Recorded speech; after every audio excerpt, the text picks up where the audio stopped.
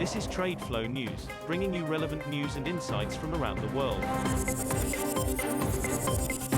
TradeFlow News, enabling trade for SMEs and economies worldwide. These are some of the key topics that we will be looking into in today's program.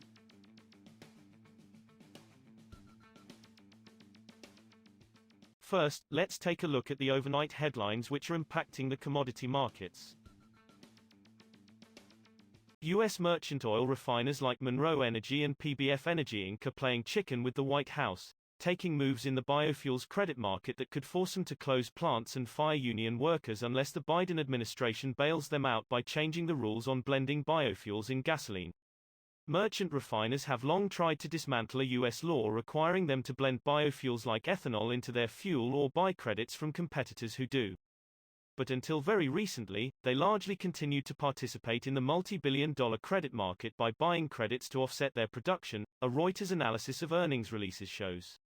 But, now, some of these same refiners are building up record short positions in the credits. OPEC on Thursday cut its world oil demand forecast for the last quarter of 2021 as high energy prices curb the recovery from COVID-19, delaying the timeline for a return to pre-pandemic levels of oil use until later in 2022. The Organization of the Petroleum Exporting Countries in a monthly report also raised its supply forecast from U.S. shale producers next year, a potential headwind to the efforts of the group and its allies, known as OPEC+, to balance the market. OPEC said it expects oil demand to average 99.49 million barrels per day, BPD, in the fourth quarter of 2021, down 330,000 barrels of oil per day from last month's forecast. The year's demand growth forecast was trimmed by 160,000 barrels of oil per day to 5.65 million barrels of oil per day. Moving on to the top news in the energy sector. China has issued new export quotas for the export of low-sulfur fuel oil, LSFO, used to power ships and for other refined fuels such as gasoline and diesel for the rest of 2021, according to a trading source and document reviewed by Reuters on Thursday. Under the new quotas, 1 million ton of LSFO can be exported while 1.579 million tons of refined fuels can be shipped, according to the source and the document issued by the Ministry of Commerce. The new issue brings this year's total permits for refined fuel exports to about 38.6 million tons, down one-third from last year's quotas.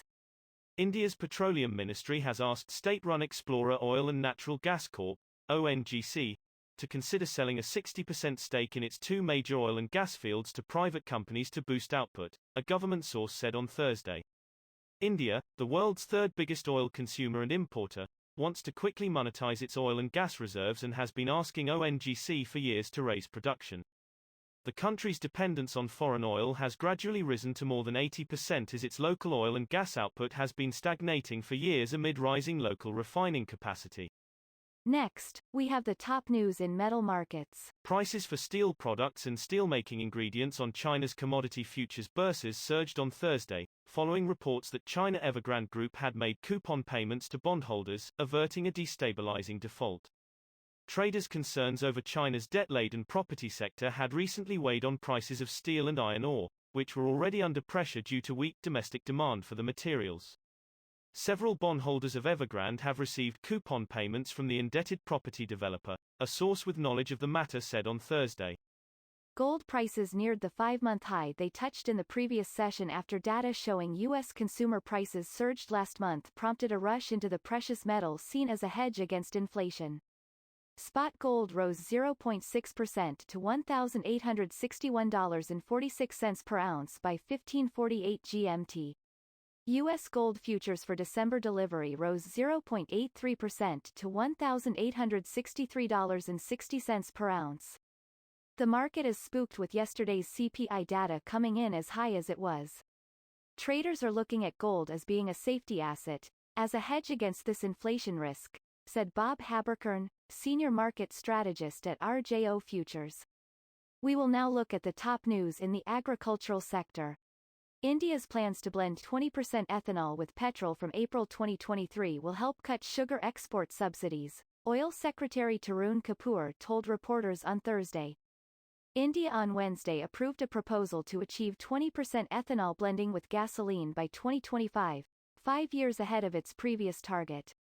Higher ethanol output will cut India's sugar production, reducing the need to give incentives for the export of the sweetener. That is all for today's news on commodity markets. Stay tuned to TradeFlow News as we continue to provide you with more updates. We also invite you to follow us on Twitter at TradeFlow News, which allows you to watch our program on your mobile device or desktop to receive information from there.